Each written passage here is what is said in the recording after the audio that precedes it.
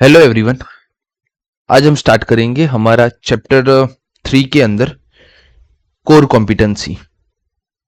तो यहाँ से बहुत बार क्वेश्चन आ चुके हैं कोर कॉम्पिटेंसी के ऊपर से। तो देखते हैं क्या बोलता है। तो सबसे पहले कोर कॉम्पिटेंसी क्या होगी। तो कॉम्पिटेंसी की डेफिनेशन यहाँ दी है, ठीक है। तो कॉम्पिटेंसी की डेफिनेशन है, is defined as a combination of a skill and technique rather than individual और सेपरेट टेक्निक्स। क्या बोल रहा है? कॉम्बिनेशन ऑफ स्किल है, किसी कंपनी के पास कॉम्बिनेशन ऑफ स्किल और टेक्निक है ना, उसको कॉम्पिटेंसी बोली जाती है, ना कि किसी इंडिविजुअल स्किल को कॉम्पिटेंसी बोली जाएगी, ठीक है। For core competency it is characteristic to have a combination of a skills and technique which makes the whole organization utilize these several separate individual capabilities। जो भी हमारी इंडिविजुअल कैपेबिलिटीज है ना पूरे ऑर्गेनाइजेशन की, उन सबको कंबाइन करोगे ना तो वो कोर कॉम्पिटेंसी बन गई, ठीक है। कॉम्पिटेंसी का मतलब कॉम्बिनेशन ऑफ स्किल है, जबकि कोर कॉम्पिटिशन का मीनिंग क्या है? जो भी होल ऑर्गेनाइजेशन की इंडिविजुअल या सेपरेट स्किल्स है, कैपेबिलिटीज है, उसको कंबाइन कर देना, ठीक है। Competency is defined as a combination of skill and technique rather than individual skill or separate technique, ठीक है। For a core competency, it is a characteristic to have a combination of a skill and techniques। combination of skill और technique अब कौन सी? which makes the whole organization, जो पूरे organization को utilize करेगा this several separate individual capabilities। जो separate individual capabilities होगा ना, उसको यूनाइट करेगा पूरी ऑर्गेनाइजेशन के अंदर, ठीक है। यहां से लेके यहां तक का आपको पढ़ने की कोई जरूरत नहीं है। यहां पे लिखा है कोर कॉम्पिटेंसी क्या क्या हो सकती है। देखो, an organization may be viewed as an entities endowed with the resources and capabilities। these resources and capabilities may be synergy as a impart distance competency that organization may leverage to advantages। सीधा सीधा 3 line का meaning है कि ये जो organisation की resources और capabilities है ना, इससे ऑर्गेनाइजेशन में सिनर्जी आती है, जिसकी वजह से हम उसका एडवांटेजेस या लिवरेज ले पाते हैं। CK Prahlad and Gary Hamel had advocate a concept of a core competency. जो हमारे CK Prahlad and Gary Hamel थे, उन दोनों ने मिलकर ये पूरा कोर कॉम्पिटेंसी का कॉन्सेप्ट बनाया है, which is a widely used concept in the management theory। एक widely used concept है that define a core competency as the collective learning, ठीक है। ये एक, अगर ये डेफिनेशन याद करनी है कि सीके प्रहलाद और गेरी हैमल ने क्या डिफाइन किया कोर कॉम्पिटेंसी को। Define a core competency as the collective learning in the organization की हर किसी की लर्निंग को, specially coordinating diverse production skill, integrate a multiple stream of techniques. Coordination करना, प्रोडक्शन स्किल, बाद में इंटीग्रेशन करना अलग अलग स्ट्रीम के साथ, उस सबको कोर कॉम्पिटेंसी बोला जाता है। And organization combination of a technology and managerial know how, wisdom and experience are complex set of capability and resources that can lead to a competitive advantages compare to the competitors. एक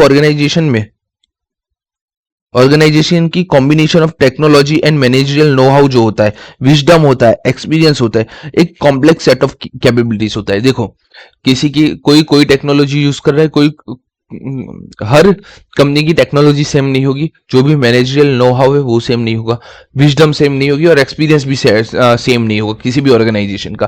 तो ये complex set of capabilities है और resources है that can lead to competitive advantages. ये हमें lead करती है कॉम्पिटिटिव एडवांटेजेस बनाने में कंपेयर टू द कॉम्पिटिटर से हम इस वजह से आउट परफॉर्म कर सकते हैं, ठीक है। ओके, बाद में हमने कॉम्पिटेंसी की डेफिनेशन समझा, कोर कॉम्पिटेंसी की डेफिनेशन समझा। कॉम्पिटेंसी और कोर कॉम्पिटेंसी क्या बोलते हैं कि कॉम्बिनेशन है स्किल और टेक्निक का रादर देन इंडिविजुअल स्किल। तो यहाँ पे फिर से क्या लिखा है? Core competency can not be a build on a one capability और signal technology know how, instead it has to be integration of many resources. मतलब किसी एक नो हाउ या एक सिंगल टेक्नोलॉजी या किसी एक बंदे की कैपेबिलिटीज पर से आप कोर कॉम्पिटेंसी नहीं डिफाइन कर सकते हो। आपके पास कोर कॉम्पिटेंसी है, वो कैसे पता चलेगा? इंटीग्रेशन होना चाहिए मेनी रिसोर्सेज के साथ, बहुत सारी रिसोर्सेज आपके होने चाहिए। Optimal way to define a core competency is to be consider some of 5 to 15 area of developed expertise. आपके पास मिनिमम 5 और 15, 5 से लेके 15 बोला है, मतलब कि मिनिमम 5 तो आपके पास डेवलप्ड एक्सपर्टीज होनी चाहिए, ठीक है। एग्जाम में क्वेश्चन यहां से आ सकता है, May 26।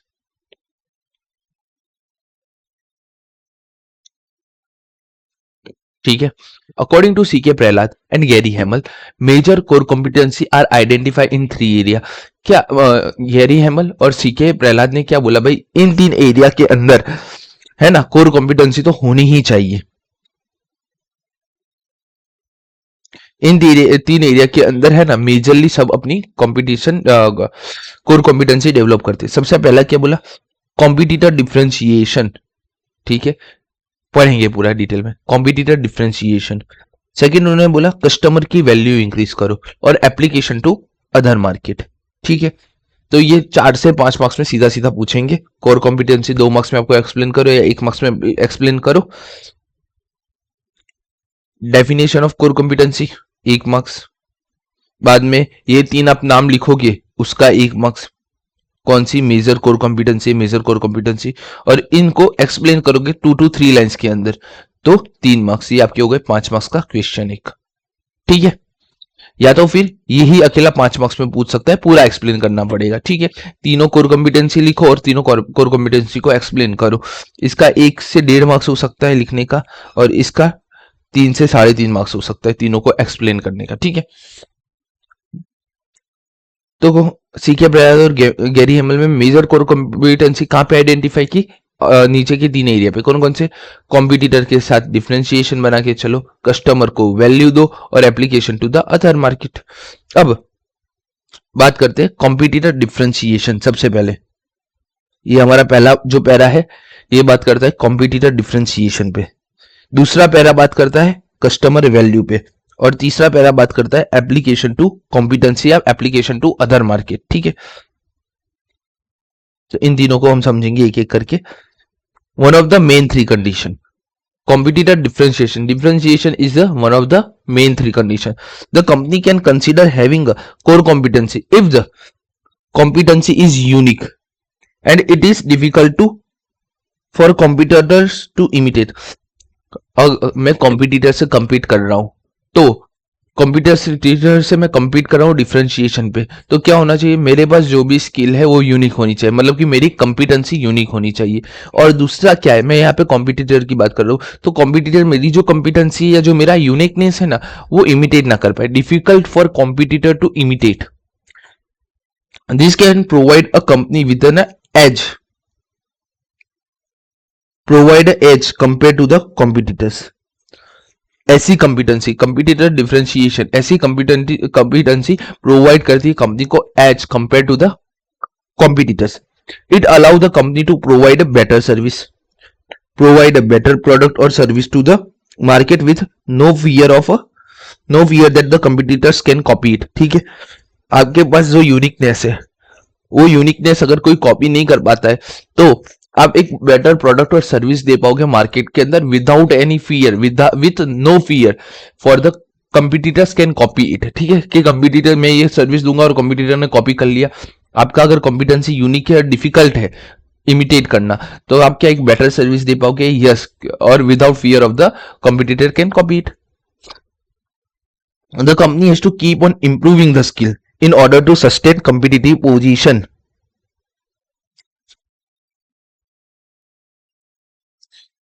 हमें एज अ कंपनी हमें इस स्किलों को हॉर्न करना चाहिए, इस स्किलों को हमें इंप्रूव करना चाहिए फॉर द कॉम्पिटिटिव पोजीशन। देखो कॉम्पिटिटर आज नहीं तो कल नहीं या परसों वो इमिटेट वो है ना अपना यूनिकनेस को है ना कॉपी कर लेगा एक दिन आके।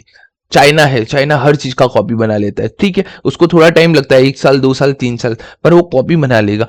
तो हमें क्या करना चाहिए, हमें हमारी स्किल है ना डेली बेसिस पे इंप्रूव करनी चाहिए। ठीक है, अगर आप डेली बेसिस पे इंप्रूव करोगे तो है ना कॉम्पिटिटर कभी भी कॉपी नहीं कर पाएगा। तो company has to keep on improving this skill in order to sustain is competitive position.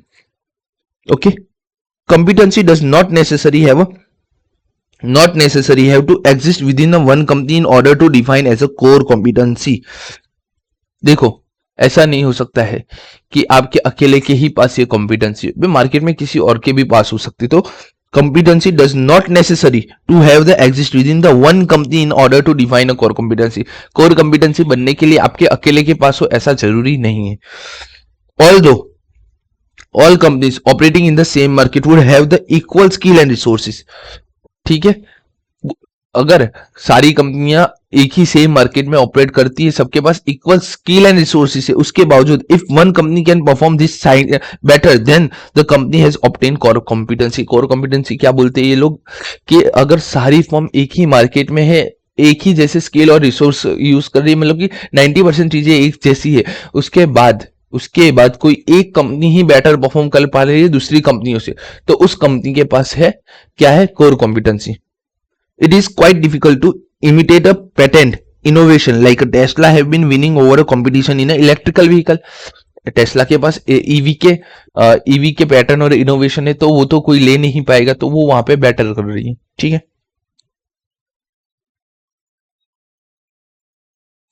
Companies operating in the same market would have the equal skill and resources. If one company can perform the silently better, company has obtained core competency।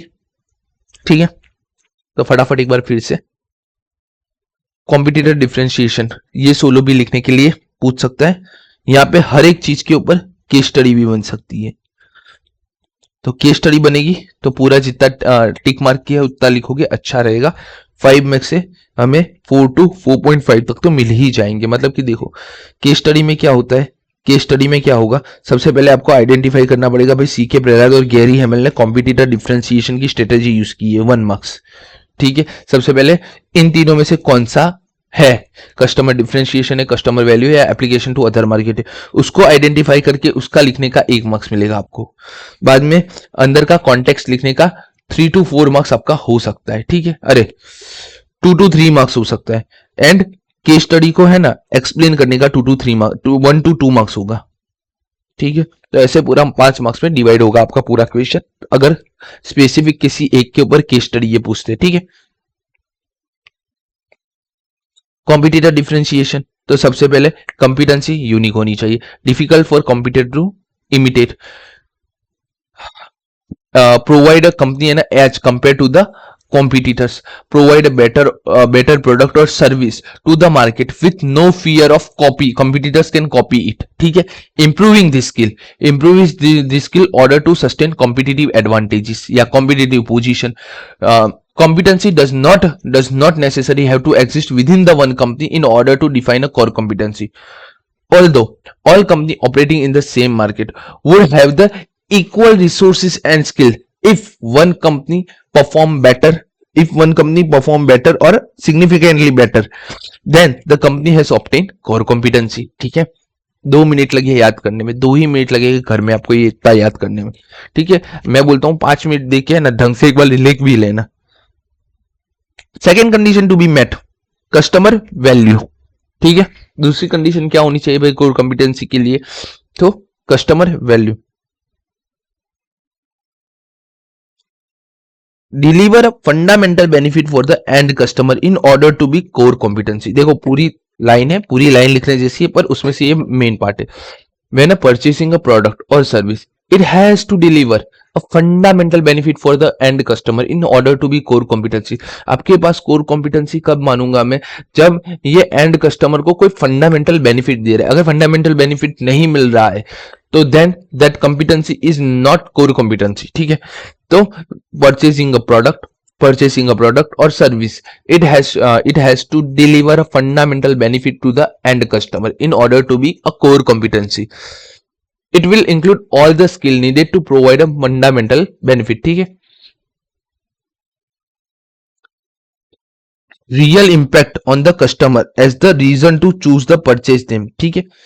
जो भी product और service आप दे रहे हो उसका real impact पड़ना चाहिए customer के ऊपर, कि वो आपके ही प्रोडक्ट को परचेस करे या फिर आपके ही प्रोडक्ट को चूज करे। देखो सर्विस और the product has to have a real impact on the customer as the reason to choose और परचेज देम, ठीक है, कि वो रियल इंपैक्ट होना चाहिए। कस्टमर ऐसे ही आपको चूज कर रहा है, भाई मार्केट में गया मुझे कोलगेट चाहिए, तो वो उसको लेना पतंजलि था लेकिन उसने बोला नहीं है, तो आपने बोला कोई और दे दो। मतलब कि अगर आपका कोई प्रोडक्ट बाय कर रहा है on the recommendation of a market, या मार्केट में आपका प्रोडक्ट अवेलेबल नहीं किसी और का, वो उठा के लेके जा रहा है, तो आपके पास कोई कोर कॉम्पिटेंसी नहीं है। कॉम्पिटेंसी तभी है जब बंदा आपके लिए, आपका कस्टमर आपकी ही चीज यूज करे, कैसी भी महंगी भी मिलने लगे, ठीक है। तो रियल इंपैक्ट होनी चाहिए कस्टमर को as the reason to choose और purchase them. Customer has chosen the company without the impact, chosen the company without this impact, then competency is not a core competency। ठीक है, अगर without any effect वो आपको choose करता है तो आपके पास कोई कोर कॉम्पिटेंसी नहीं है। आप कोलगेट मांगने गए, दुकानदार ने जो पकड़ा है वो लेके आ गए, आपकी अल्टीमेट सेल बिक्री हुई कंपनी की, ठीक है, बट क्या वो कॉम्पिटेंसी कोर कॉम्पिटेंसी है? वो कॉम्पिटेंसी कोर कॉम्पिटेंसी नहीं है। Not affect the company's market position, ये कंपनी की मार्केट पोजीशन को भी कोई अफेक्ट नहीं करती। ठीक है, इतना रखो, बहुत है। डिलीवर करता है fundamental benefit to the end customer, ठीक है, in order to a core competency. Real impact on the customer as the reason to purchase और choose them. Third, choose the company without this impact, competency is not a core competency and it will not affect the company's market position.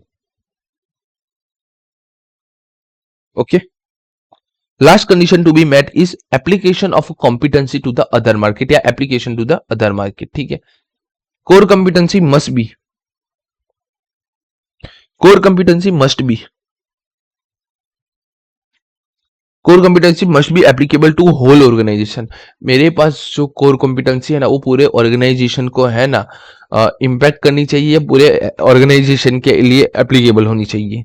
ठीक है, सबसे पहला लिखो applicable to the whole organization.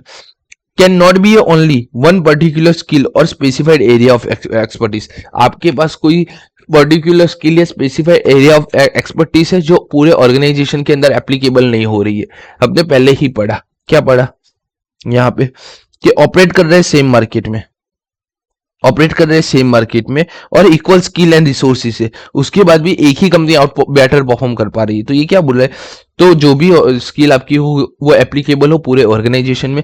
Can not be only one particular skill और specified area of expertise. Okay, some special capability would be essential और crucial for the success of a business activity. कुछ special capabilities essential होती है for the success of the business, it will not be consider as a core competency, उसको कभी भी core competency बोला नहीं जाता है। एग्जाम्पल ले लेते हैं अपने, एग्जाम्पल आप सीधा सीधा ऐसा समझो,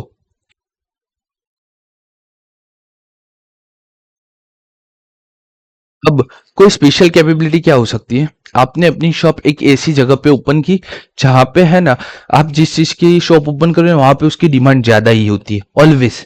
अब आपने यहाँ पे एडवांटेजेस लिए एरिया का, आपने ऐसी जगह पे ही गए कि जहां पे आपकी क्या बोलते हैं अपने, आपकी डिमांड ज्यादा है, आपके प्रोडक्ट की डिमांड ज्यादा है, आपने ऐसा एरिया चूज करके वहां पे शॉप ओपन की। तो क्या ये कोर कॉम्पिटेंसी है? ये कॉम्पिटेंसी है कि आपने अपना दिमाग यूज किया, आपने अपना सब कुछ यूज किया, बट ये कोर कॉम्पिटेंसी नहीं। कोर कॉम्पिटेंसी हमेशा बोलता है कि भाई ये कॉम्पिटेंसी है, बट इसकी वजह से आपने कोर कॉम्पिटेंसी डेवलप नहीं की, डिमांड आपकी इंक्रीज हुई, आपका सेल इंक्रीज, सब बात ठीक है, बट क्या ये स्पेशल कैपेबिलिटीज थी? नहीं। अरे ये क्या कोई स्पेशल कैपेबिलिटी है? यस, आपने है ना हाई डिमांड वाली जगह स्पेशल कैपेबिलिटी है, but crucial for the success of a business. क्या ये क्रूशियल थी? आपको शॉप ओपन करनी थी, आप कहीं पे भी कर सकते थे, आपने दिमाग लगा के अच्छी जगह पे शॉप ओपन किया, तो ये चीज एसेंशियल थी आपको शॉप खोलना, क्रूशियल भी थी for the success of the business. It will not be consider as a core competency, उसको मैं कोर कॉम्पिटेंसी नहीं कंसिडर करूंगा। आपने टेक्नोलॉजी, लेटेस्ट टेक्नोलॉजी के साथ चल रहे हो, ठीक है, तो आपने लेटेस्ट टेक्नोलॉजी के इक्विपमेंट हायर किए, तो there are competency but there are not core competency. ठीक है, कोर कॉम्पिटेंसी क्या बोलते हैं, वो पूरे ऑर्गेनाइजेशन में होनी चाहिए, होल ऑर्गेनाइजेशन में, एप्लीकेबल टू होल ऑर्गेनाइजेशन। ठीक है, हो सकता है ये चीजें दूसरे के पास हो और उसके बाद आप आउट परफॉर्म करो। ठीक है, not a fundamental from the whole organization point of view. ठीक है, कोई आपने टेक्नोलॉजी की लिया या आपने कोई दुकान ली, वो fundamental from the whole organization point of view से नहीं है, तो वो कोर कॉम्पिटेंसी नहीं है। Core competency is a unique set of skill and expertise which will be used throughout the organization to open up a potential market to be exploited। जो market बचा है ना उसको एक्सप्लोइट करने के लिए हमें कोर कॉम्पिटेंसी का यूज करना चाहिए। If the three above mention condition are met then the company can be regard its competency as a core competency. Competency हो सकती है बट वो कोर कॉम्पिटेंसी कब बने, जब आप उसके साथ ये सारी चीजें आपके पास हो। ठीक है, एप्लीकेबल टू कॉम्पिटेंसी क्या बोलते हैं, पूरे ऑर्गेनाइजेशन में एप्लीकेबल होनी चाहिए। Can not be only a one particular skill और स्पेसिफिक एक्सपर्टीज होनी चाहिए। कोई स्पेशल कैपेबिलिटी एसेंशियल है या फिर क्रूशियल है success of a business activity, it will not consider as a core competency. And core competency is a unique set of skill and expertise which will be used throughout the organization. पूरा organization उस चीज का use करना चाहिए, कोई एक particular department या एक जगह नहीं, पूरे ऑर्गेनाइजेशन को यूज होना चाहिए। Which will be use the organisation to open up potential market to be exploit, जिससे पूरा ऑर्गेनाइजेशन एक पोटेंशियल मार्केट को एक्सप्लोइट कर पाए। अब देखो छोटी छोटी चीजें एमसीक्यू में पूछ सकते हैं। Core competency are often visible in the form of organisation function. ठीक है, एक एक लाइन ही है, बाद में एग्जांपल दिया है कैसे। तो marketing and sales is a core competency of Hindustan Unilever. This means HUL has used its resources to form a marketing related capabilities in the turn allowed it markets turn allow it market and product in a way that are superior those were competitor। ये लोग अपना marketing and cell ऐसे करते हैं ना जिस तरीके से लगे कि हमारा जो प्रोडक्ट है ना वो सुपीरियर है कॉम्पिटिटर के हिसाब से। Because of this core competency HUL is capable for launching a new brand in the market successfully। then core competency is for a firm is whatever does better। Core competency क्या है भाई, जो भी best कर रहे हैं ना form वो कोर कॉम्पिटेंसी है। तो उसमें अपने Walmart focus on lowering it's operating cost. Walmart का पहला क्या है भाई, हमें हमारा कॉस्ट लो करना है। Cost advantages that Walmart has created for itself has allowed the retail to price a good lower than the competitors। The core competency in this case deliver from the company's ability to generate a large sale volume, allowing the company to remain profitable with the low profit margin। यहाँ क्या है भाई, मुझे cost कम करना है, लो profit margin में भी मैं हाई प्रॉफिटेबल रहूं। ठीक है, अब criteria for building a core competency. याद रखना अभी ये हमने जो पढ़ रहे हैं ना ये क्राइटेरिया है। यहां ऊपर हमने जो पढ़ा ना ये क्या था, ये था major core competency are identified in the 3 areas. ठीक है, तो मेजर कोर कॉम्पिटेंसी पूछे तो ये 3, क्राइटेरिया पूछे तो क्राइटेरिया ये 4, valuable, rare, costly to imitate and last में हमारा है नॉन सब्स्टिट्यूट।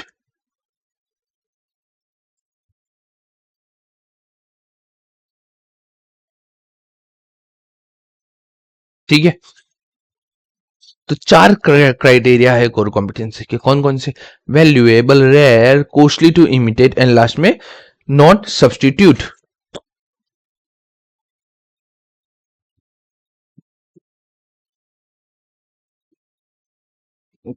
अब सबसे पहले बात करते हैं वैल्यूएबल की।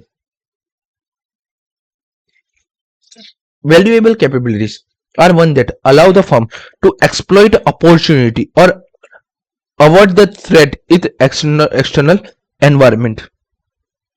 वैल्यूएबल का मीनिंग क्या होता है, आपके पास जो कोर कॉम्पिटेंसी ना वो ऐसी होनी चाहिए जो अलाउ करे फॉर्म को एक्सप्लॉइट करने में अपॉर्चुनिटी और एवरेज थ्रेट मतलब कि थ्रेट को दूर करे इन इट्स एक्सटर्नल एनवायरमेंट। ठीक है, पहला वैल्यूएबल के अंदर वैल्यूएबल कब कोई कोर कॉम्पिटेंसी आपके लिए वैल्यूएबल कब कैसे, तो हमें नई नई अपॉर्चुनिटी लाके दे और थ्रेट को अवॉइड करने की ताकत दे, तो वो मेरे लिए वैल्यूएबल कोर कॉम्पिटेंसी है।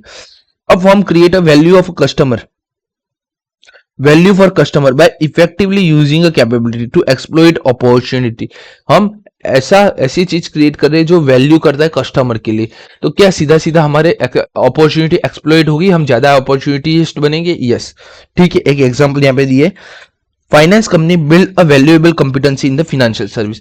जो फाइनेंशियल कंपनी होती है ना वो बिल्ड करती है valuable competency in the financial service. In addition to make such competency as a financial service highly successful require placing the right people in the right job। Finance के अंदर अगर आपने एक सही बंदे को सही जगह पे रखा ना तो ही आपका काम बेहतरीन होगा। एक जो बंदा मार्केटिंग और सेल्स में फाइनेंस में बेटर है उसको क्या मैं लोन अप्रूवल में रख दूंगा तो क्या गलत होगा। यस, तो यहाँ पे क्या बोलता है, placing the right people in the right job. जब आप सही बंदों को सही जगह पे रखोगे ना तब आपकी कॉम्पिटेंसी कोर कॉम्पिटेंसी बनती है और वो वैल्यूएबल बनती है। Human capital important in creating a value for customer. ठीक है, एग्जाम्पल को छोड़ के आप इतनी 3 लाइन भी लिखोगे बहुत है मेरे लिए। पहला क्या है, अलाउ करता है फर्म को एक्सप्लॉइट करने में अपॉर्चुनिटी और avoid the threat in the external environment. Value firm create a value for customer by effectively using a capabilities to exploit a opportunity. Human capital is important in creating a value for customer. ठीक है, अगर आपका lower staff सबसे ज्यादा अच्छा रहेगा, जो customer के साथ कंटिन्यू बेसिस पे इंटरेक्शन करता है, आपका सेल का डिपार्टमेंट, मार्केटिंग का डिपार्टमेंट, तो अगर ये ह्यूमन कैपिटल आपका अच्छा रहेगा तो आप वैल्यू बना पाओगे कस्टमर के लिए। ठीक है, कोर कॉम्पिटेंसी होनी चाहिए वैल्यूएबल। वैल्यूएबल यहाँ पे अपने पढ़ा उस हिसाब से होनी चाहिए। कोर कॉम्पिटेंसी होनी चाहिए रेयर। रेयर कैसे? तो very rare capabilities and very few of competitor possess them. ठीक है, कोर कॉम्पिटेंसी है ना, पहली बात तो वो होनी चाहिए वेरी रेयर कैपेबिलिटीज आपके पास हो, या तो फिर very few of the competitor possess this आपके पास ही हो, या तो फिर बहुत ही कम लोगों ने उसको पोजेस किया हो, बहुत ही कम लोगों के पास हो। Capability possess by many rivals possessed by many rivals are unlikely to be a source of competitive advantages for any one of them। अगर possess किया है many rival ने, unlikely to be a source of a competitive advantages, तो ये सबके लिए benefit नहीं कर सकता है। Competitive advantages result only when the firm develop and exploit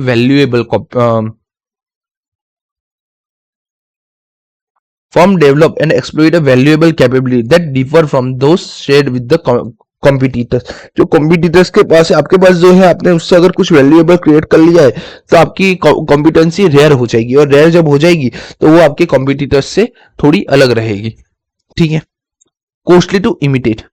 costly to imitate means capabilities that competing firms are unable to develop easily. मेरे पास जो कैपेबिलिटीज है ना, वो कोई ऐसे ही डेवलप नहीं कर सकता है। यहाँ पे सबसे बेस्ट एग्जाम्पल दिया है इंटेल का। Intel has enjoy a first mover advantages more than a once because of its rare faster R&D cycle time capabilities, brought SRAM, DRAM, integrated circuit technology, and brought the microprocessor to a market well ahead of the competitors. The product could be imitated in due course of a time, but it was much more difficult to imitate that the R&D cycle time capabilities. Intel का R&D cycle capabilities इतना fast है ना कि एक साल के अंदर है ना इंटेल की टेक्नोलॉजीज चेंज हो जाती है। i5, i7, i9, fourth generation, fifth generation, 7, 8, 9, 10, 11, 12 और 13 जनरेशन शायद अभी चल 13 या 14 जनरेशन अभी चल रहा है। प्लस इसके अलावा एक पूरा न्यू सेगमेंट इन लोगों ने वीरैम का, डीरैम का क्रिएट किया हुआ है। तो ये सारी चीजें बहुत ही, यहाँ पे बहुत ही R&D का टाइम लगता है और इंटेल R&D करने में सबसे आगे। ठीक है, non substitute capability that do not have a strategic equivalent, मतलब कि substitute, are called non substitute capabilities. ठीक है, सबसे पहले नॉन सब्सटीट्यूट की डेफिनेशन दी है। नॉन सब्सटीट्यूट कैपेबिलिटीज किसे बोलते हैं? तो capabilities that do not have a strategic equivalent, मतलब कि ऐसी स्ट्रेटेजी जिसका कोई दूसरा सब्सटीट्यूट ना हो। Final criterion of the capability to be a source of competitive advantages is there must be a no strategic equivalent valuable resource that are themselves either or not a rare or imitable। ठीक है, सीधी सीधी बात है, या तो rare होना चाहिए, बहुत rare भी नहीं होना चाहिए और इमिटेबल भी नहीं होना चाहिए। इसमें टाटा का एग्जांपल दिया है, एप्पल का एग्जांपल दिया है। ठीक है, तो टाटा के एग्जांपल को क्या है? For years firm try to imitate Tata's low cost strategy but most have been unable to duplicate Tata success. ठीक है, टाटा के पास लो कॉस्ट स्ट्रेटेजी और उसको कोई भी अभी तक है ना जल्दी ही उसको डुप्लीकेट नहीं कर पाए। They do not realise that Tata has a unique culture and attractive some of the top talent in the industry। उनके पास सबसे ज्यादा टॉप टैलेंट है। the culture the Tata has a unique culture and attractive some of the top talent in the industry। culture and excellent human capital work together in implementing the Tata strategy are the basis of the competitive advantages। उसका लो cost strategy है, लेकिन वो लो cost strategy क्यों है पता है? उसका जो कल्चर है तो एक्सेलेंट आता है, वो सबसे बेस्ट है। आपको अगर करना हो ना तो रीड द स्टोरी ऑफ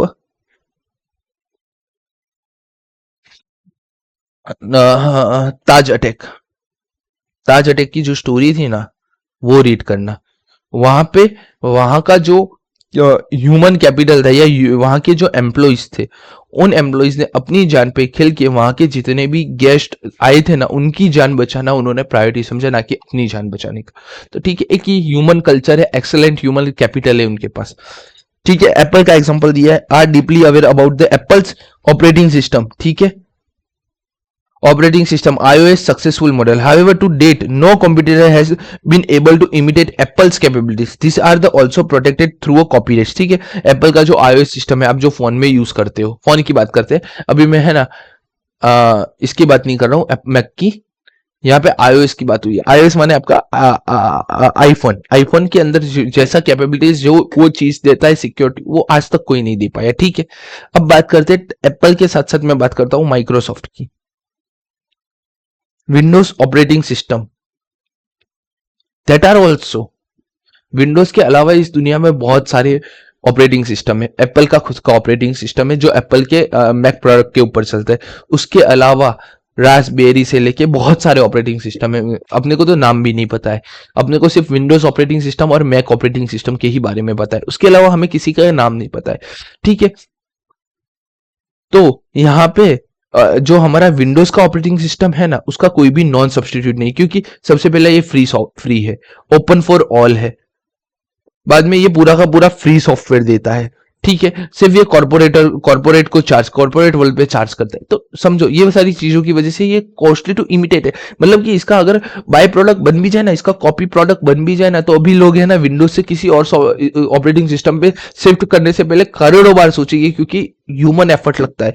जो एप्लीकेशन, जो सॉफ्टवेयर हम इजीली यूज कर पाते हैं विंडोज के अंदर, वो ना ही इजीली हम यूज कर पाएंगे एप्पल के अंदर और ना ही किसी और ओएस के अंदर। ठीक है, वाइड रेंज देता है विंडोज हमें। ठीक है, तो what are the criteria of core competency? तो there are 4 criteria of core competency: valuable, rare, costly to imitate and non substitute। ठीक है, तो ये 4 आप लिखो, 1 मार्क्स लेके जाओ, देन उसको डिटेल लिखो, 3 से 3.5 मार्क्स और लेके जाओ, 5 मार्क्स आपके आ जाएंगे। हमारा फाइनल चीज बाकी है जेनरिक स्ट्रेटेजी के अंदर competitive advantages. Competitive advantages using a Michael porters generic strategy. मेरी इच्छा है मैं डायरेक्ट आपको ये वाला पार्ट पढ़ा दूं, ताकि है ना हमारा यहाँ पे ये चैप्टर पूरा का पूरा खत्म हो जाए। 10 मिनट्स में हमारा ये सस्टेनेबिलिटी ऑफ कॉम्पिटिटिव एडवांटेजेस खत्म हो जाएगा। क्राइटेरिया और sustainability, criteria of core competency और सस्टेनेबिलिटी दोनों को इंटरचेंज मत कर देना एग्जाम के टाइम पे, दोनों के आंसर अलग अलग है, याद रखना।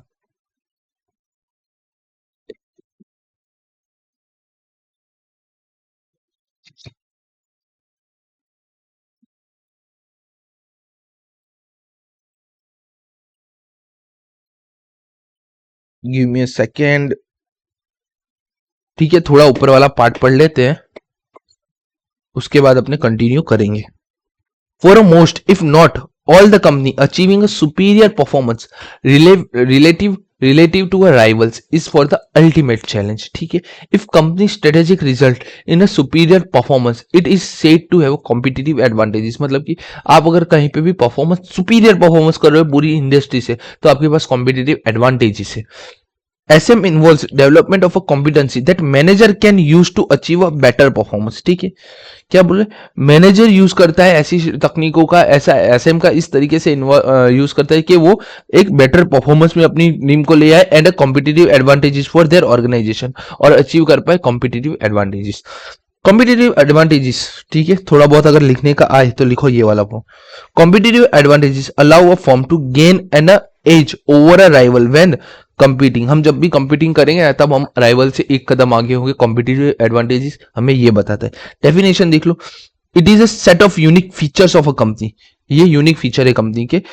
It's product that are perceived by the target market as a significant and superior to the competition। It is a set of unique feature of a company, products that are perceived by the target market as a significant and superior to the competition। superior हो competition के लिए। ठीक है, इतना रखते हैं। Sustainability के अंदर टोटल 4 है: durable, transferable, imitable and appropriable. Okay, बिलिटी आप ऐड करते जाना, मैं बोल रहा हूं उसके पीछे। सस्टेनेबल, अरे ड्यूरेबल, सबसे पहले ड्यूरेबल है। अब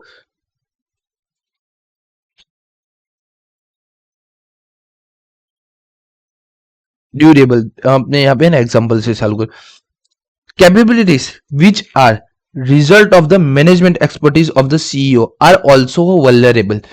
एक सीईओ की जो कैपेबिलिटी होती है ना, एक वल्नरेबल, एक ह्यूमन, आज मेरी जो कैपेबिलिटी है किसी और की कैपेबिलिटी डिफरेंट होगी। तो एक सीईओ के पास पूरी जब वो पूरी टीम को मैनेज करता है, एक दूसरा सीईओ जो पूरी टीम को मैनेज करता है, दोनों के वैल्यूज अलग अलग हो गए। तो capability which are the result of management expertise of the CEO are also vulnerable to his or her retirement और डिपार्चर।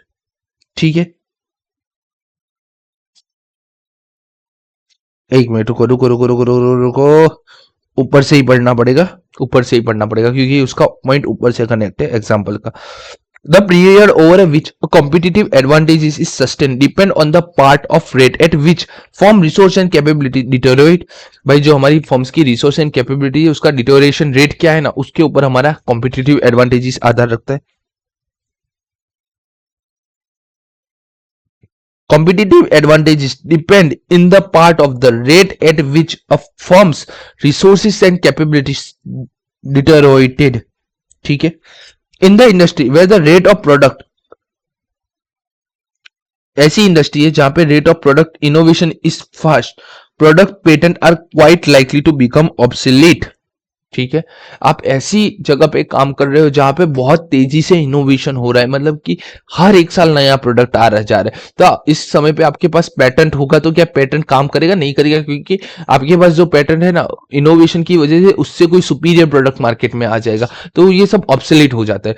तो जिस इंडस्ट्री के अंदर rate of production product innovation fast है, product patent are quite likely to become obsolete. Similarly capabilities which are the result of the management expertise, जो भी capabilities management के experts की वजह से of the CEO are also vulnerable, ये भी एक वल्नरेबल है। मतलब कि अगर ये बंदा चला गया तो क्या होगा, ये एक्सपर्टीज हमारे हाथ से चली जाएगी उसके to his or her retirement और डिपार्चर।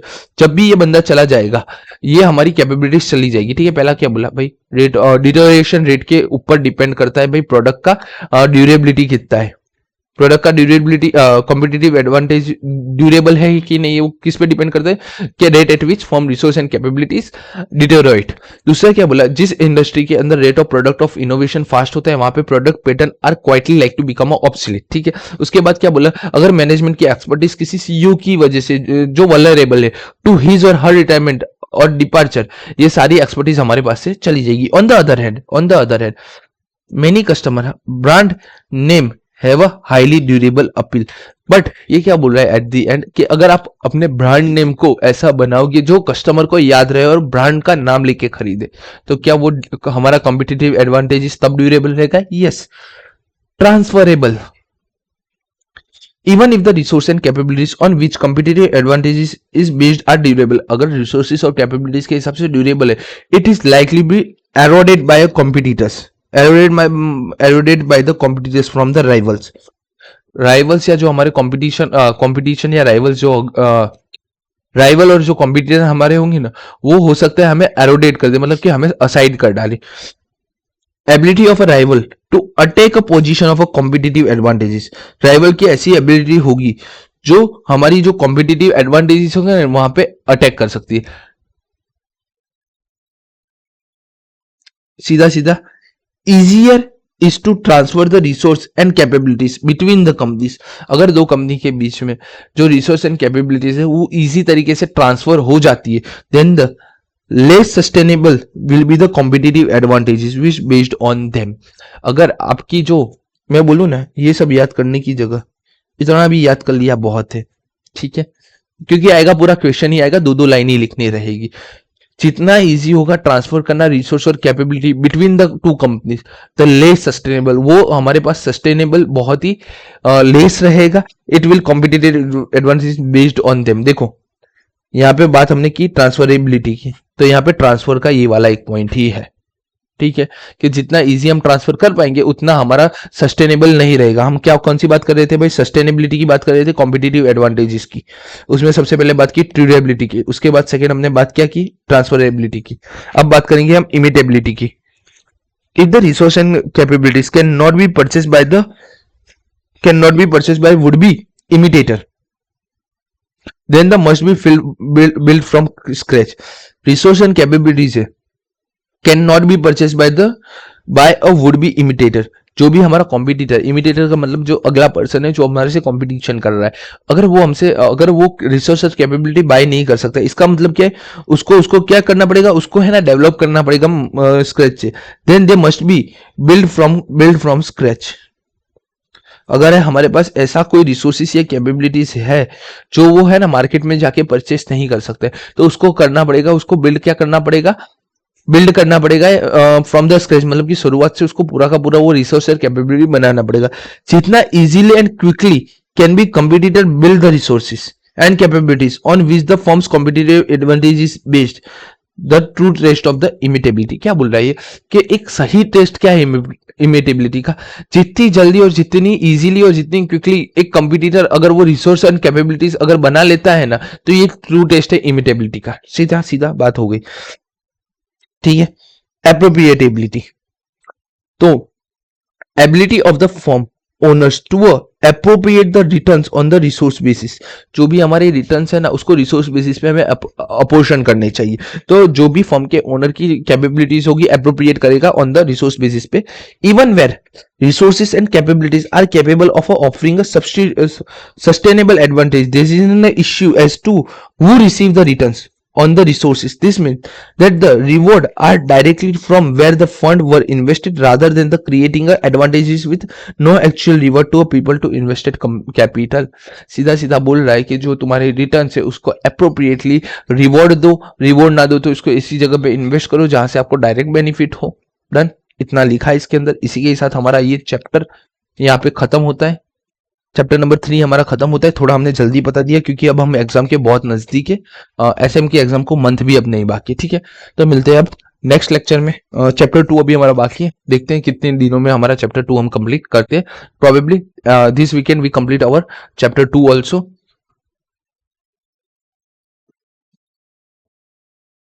ठीक है, थोड़ा है ना लास्ट ये सस्टेनेबिलिटी और ये सब पढ़ना। मैंने इस लेक्चर में जो भी पढ़ाया है ना on the perspective of May 26 की एग्जामिनेशन, सब कुछ इंपॉर्टेंट है, ठीक है। मिलते हैं नेक्स्ट लेक्चर में।